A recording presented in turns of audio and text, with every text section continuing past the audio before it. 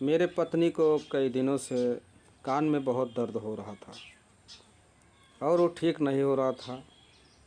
मैंने एक दिन सिस्टर वंदना मसीह जॉन को मैंने देखा था, तो मैंने फ़ोन किया सिस्टर मसीह वंदना जॉन को। उन्होंने हमारे पत्नी के लिए प्रार्थना की। उसने कहा, सिस्टर आपका कान ठीक हो जाएगा, लेकिन आपको गवाही देना पड़ेगा। मेरी पत्नी ने कहा, ठीक है दीदी, मैं गवाही दूंगी। लेकिन मैं उससे कह रहा था गवाही देने के लिए, उसने कहा मैं बोल नहीं पाऊंगी, मुझे डर लगता है, आप मेरी गवाही को बता दीजिए। इसलिए कृपया मैं उसकी गवाही को मैं दे रहा हूं। और तो उसका कान जो है सुबह 4 बजे भोर में ऐसा लगा कि जैसे गरम गरम कोई चीज़ निकल रहा है उसके कान से। उसी वक्त से उसका कान ठीक हो गया।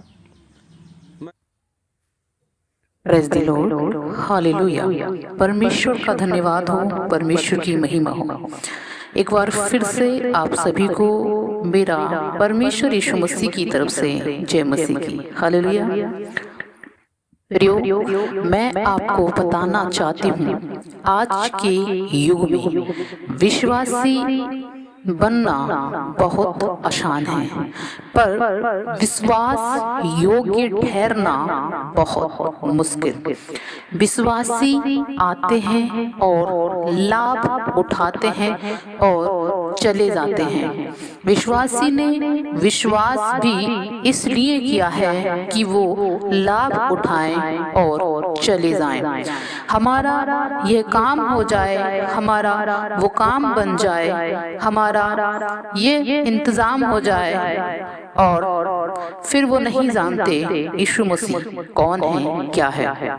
उनका मकसद ही ये होता है कि सिर्फ हमारा काम बन जाए। और वो कहते भी हैं, किसी को क्या पता चलता है हम कहाँ गए, किससे प्रार्थना कराई। लेकिन चेला, जिसे दास भी कहते हैं, निस्वार्थ होता है, चाहे कुछ भी हो जाए। चेला परमेश्वर के कंट्रोल में, परमेश्वर की उपस्थिति में बना रहता है। परमेश्वर से कहता है, मैं तुझे सुबह शाम दोपहर तूफानों में, बारिश में, ठंड में, गर्मी में धन्यवाद करता रहूंगा, आराधना करता रहूंगा, स्तुति करता रहूंगा।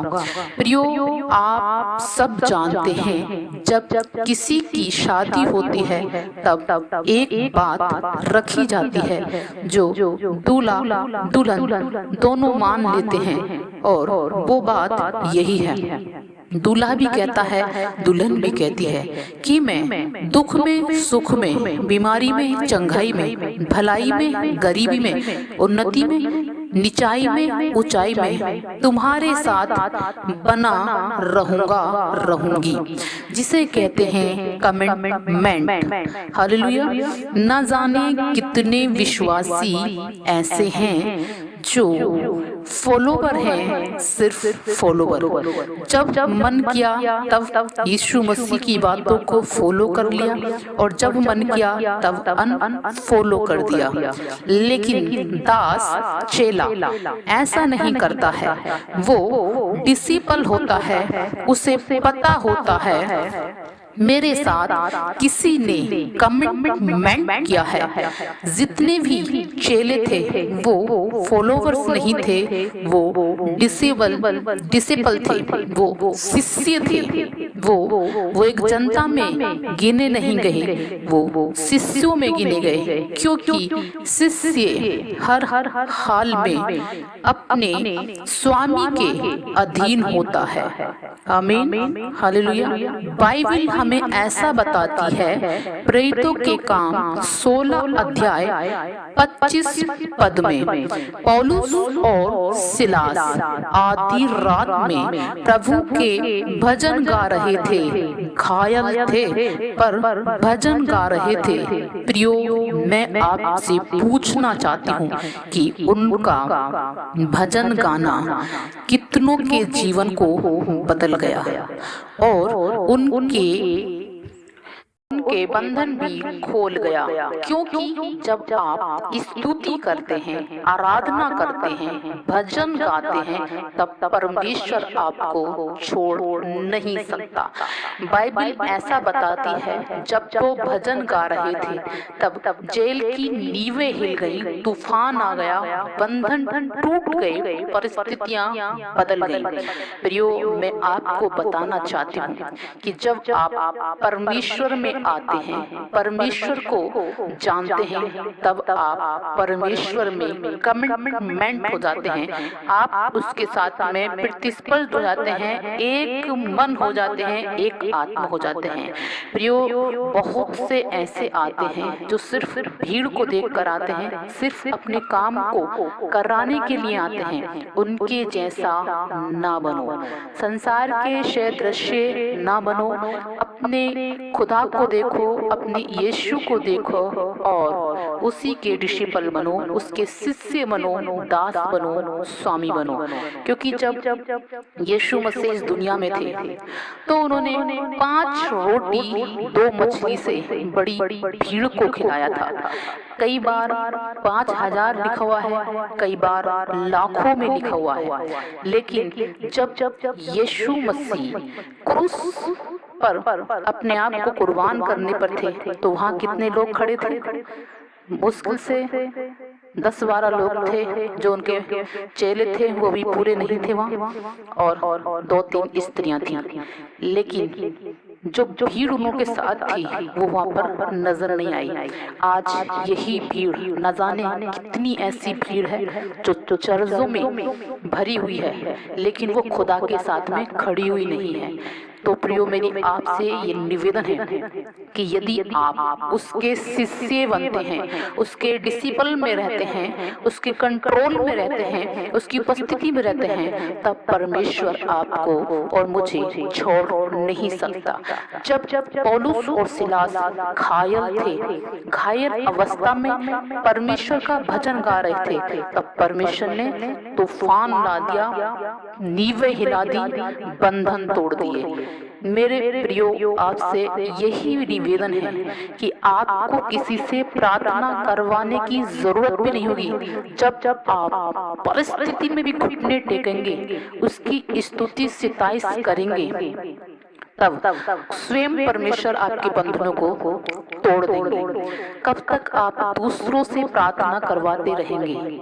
ये तो है कि जब आप प्रार्थना करने नहीं जानते तब तक आप करवा सकते हैं। कब तक, ये बताइए, कब तक? परमेश्वर का वचन सामर्थ्य है, आप उसके वचन को पढ़ें, उसको फॉलो करें, उसके लोगों के फॉलोवर नहीं बने, परमेश्वर यीशु मसीह के बातों को फॉलो करें, उसके डिसिपल में रहें, उसके डिसिपल बने।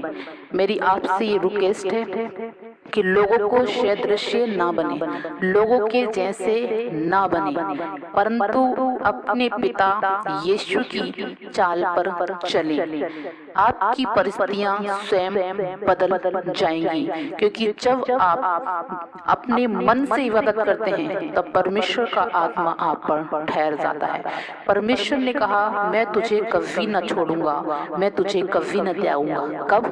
जब आप भजन संहिता 91 को पढ़ते हैं, उसको आप इस बात को देखिए कि हम उसके कंट्रोल में, उसके दायरे में है कि नहीं, क्योंकि उसकी पहली आयत ये कहती है, जो परम प्रधान के छाए हुए स्थान में बैठा रहे वो सर्वशक्तिमान की छाया में ठिकाना पाएगा। परम प्रधान का स्थान क्या है? परम प्रधान का स्थान है खुदा की मर्जी में जीना, खुदा की उपस्थिति में जीना, खुदा के कंट्रोल में जीना, उसकी व्यवस्था के अंडर जीना। जब आप उसके दाहिने हाथ के नीचे जीते हैं तब आप सर्वशक्तिमान की छाया में ठिकाना पाते हैं। आमीन, हालेलुया। आइए प्रार्थना में चलते हैं। धन्यवाद धन्यवाद धन्यवाद धन्यवाद धन्यवाद पवित्र पवित्र पवित्र पवित्र सामर्थी परमेश्वर अनुग्रहकारी जीवित पिता, आज मेरे खुदाबंद अपने हाथों को तेरी ओर उठाते हैं पिता।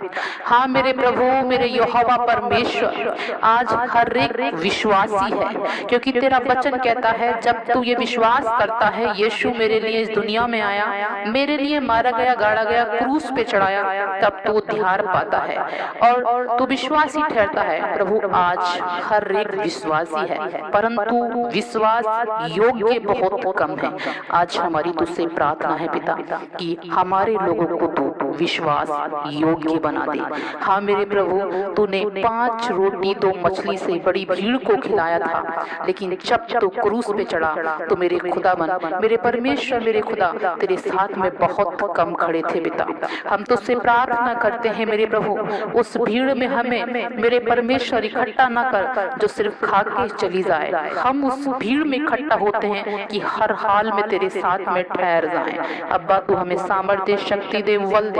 अपना जीवन, प्राण, देह, आत्मा तेरे हाथों में सौंपते हैं। हमारा आना जाना तेरे हाथों में सौंपते हैं। कामों को करना तेरे हाथों में सौंपते हैं। वचन को पढ़ना तेरे हाथों में सौंपते हैं। प्यारे परमेश्वर, तेरे चरणों में आते हैं। यदि कोई बीमार है, हताशा में है, गरीबी में है, लाचारी में है, फुटपाथ पर है, रो रहा है, चीख रहा, चिल्ला रहा है, हॉस्पिटलों में है, बेसहारा है, कोमा में है, विपत्ति में है, तो परमेश्वर अपना दया वाला हाथ, अनुग्रह वाला हाथ बड़ा मेरे प्रभु, अपने लोगों को न भूल। ये तेरी रचना है मेरे पिता, तेरे हाथों की बनाई हुई कला है। अपने लोगों की सुधि ले मेरे पिता, बंधन टूट जाएं, परमेश्वर तेरे लोग घुटने टिकाने वाले बन जाएं।